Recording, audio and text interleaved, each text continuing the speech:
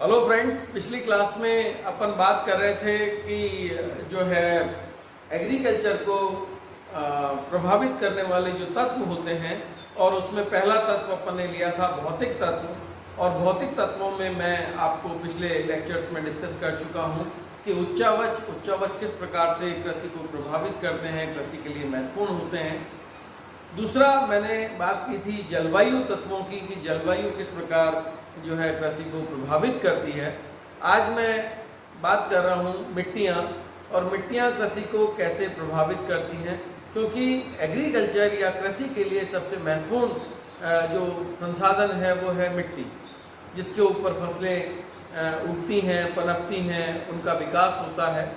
और ये जो मिट्टियाँ हैं इनका निर्माण पृथ्वी के ऊपर किस प्रकार से होता है, इनकी उपस्थिति कहाँ तक है, ये किस प्रकार के पोषक तत्वों से पूर्ण होती है, अपूर्ण होती है, और कृषि विकास में इनका जो योगदान है वो किस प्रकार होता है।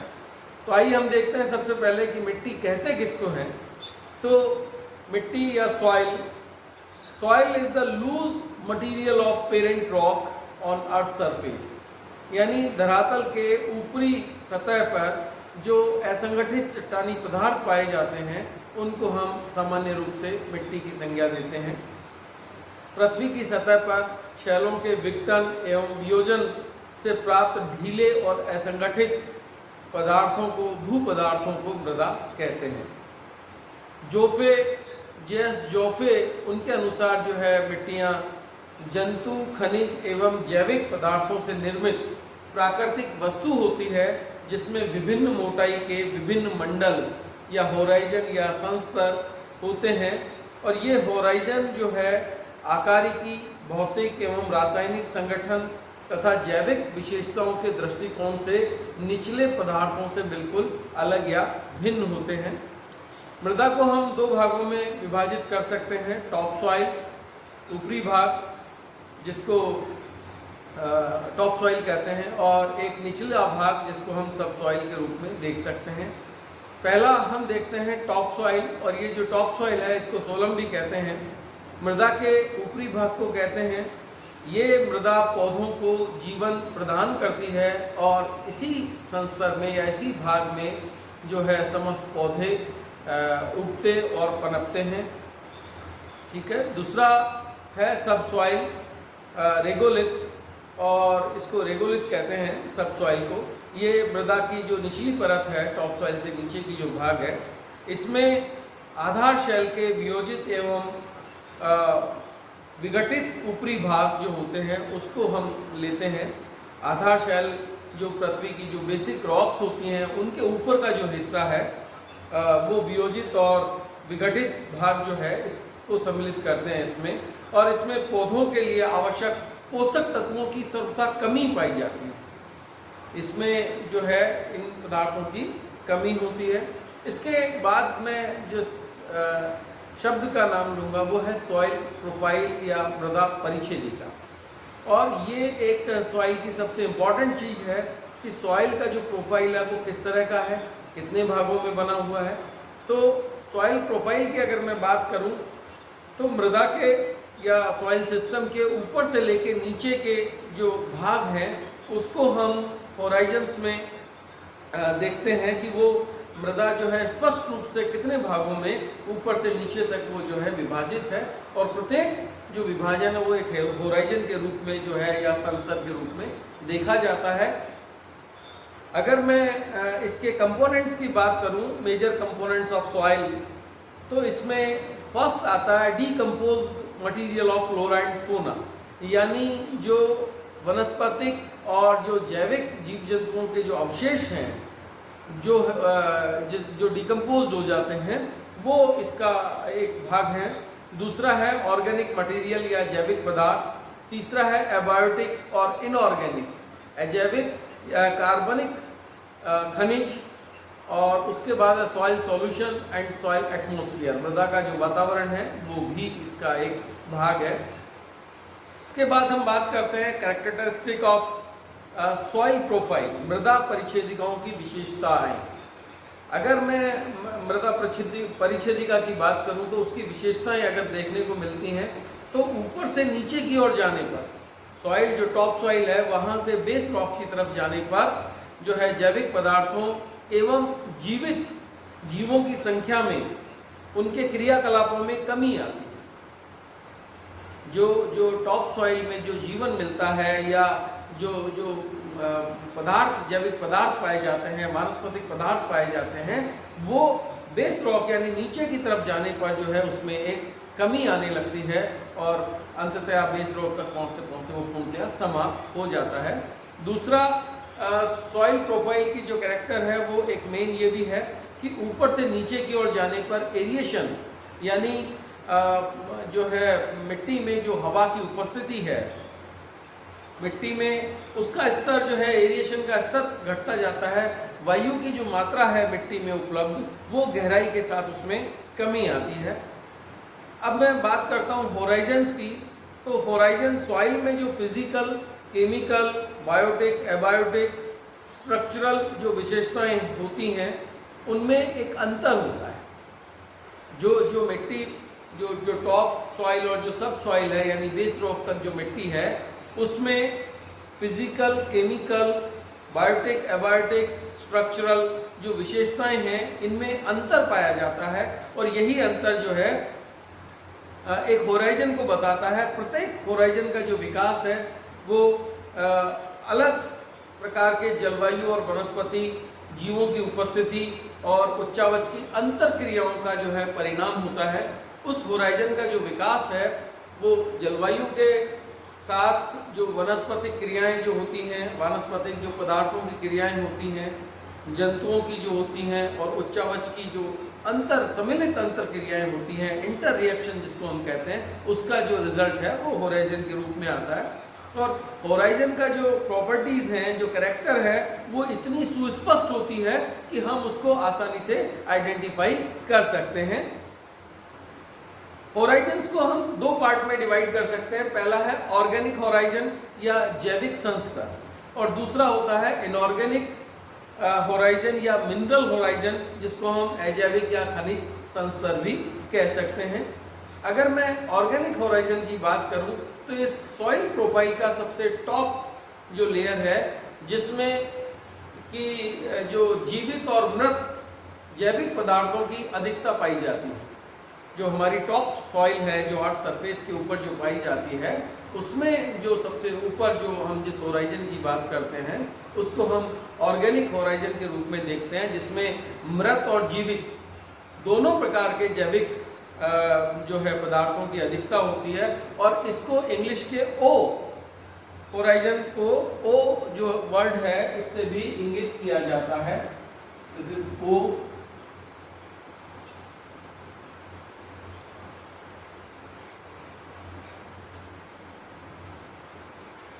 ओ होराइजन। ये जो ऑर्गेनिक होराइजन है या ऑर्गेनिक संस्तर है, जैविक संस्तर है, इसको हम इंग्लिश के ओ वर्ड से भी जो है इंगित करते हैं और इसको हम दो पार्ट में डिवाइड कर सकते हैं। O1 horizon and O2 horizon.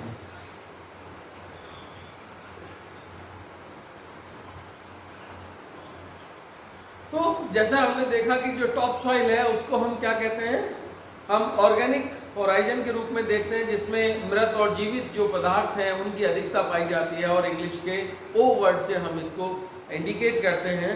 जो O1 होराइजन है ये टॉप होराइजन है।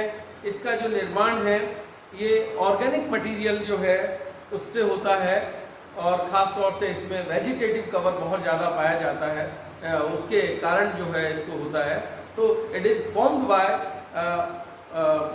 वेजिटेटिव ऑर्गेनिक मटेरियल और इसको लिटर लेयर, इंग्लिश में इसको अगर मैं कहूं कि एक पार्ट जो इसका नाम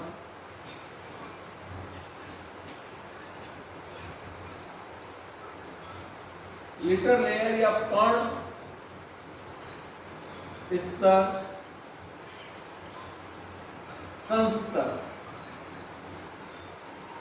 भी कहते हैं, क्योंकि किसी भाग में सबसे ज़्यादा जो है वानस्पतिक पदार्थ जो है धरातल पर गिरते हैं और उनके सड़ने गलने से जो है इस होराइजन का निर्माण होता है। इसीलिए इसको पर्ण ढेर स्तर भी कहते हैं।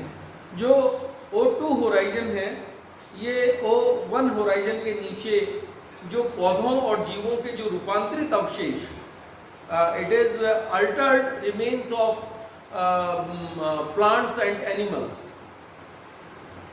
उनके द्वारा इसका निर्माण होता है। और इसी स्तर पर पौधों और जीवों के मृत भागों का वियोजन होता है और उनका महीनीकरण, यानी उनके बारीक होने की जो उनका जो डिकम्पोजिशन है वो भी इसी होराइजन में, O2 होराइजन में होता है। जो जीव मर जाते हैं उसके बाद उनका सड़ना गलना, या जो वानस्पतिक अवशेष हैं उनका भी सड़ना गलना इसी में, और उसके बाद उनका महीनीकरण यानी वो मिट्टी के रूप में कैसे परिवर्तित होते हैं, वो भी O2 जो होराइजन है इसी को हम नाम लेते हैं। और ऐसे जो वियोजित पदार्थ होते हैं जो O2 होराइजन में पाए जाते हैं, इनको हम कहते हैं ह्यूमस। ये जो है एग्रीकल्चर की दृष्टि से अगर हम देखें तो ये बहुत इंपॉर्टेंट शब्द है। और इसका जो प्रोसेस है उसको ह्यूमिफिकेशन,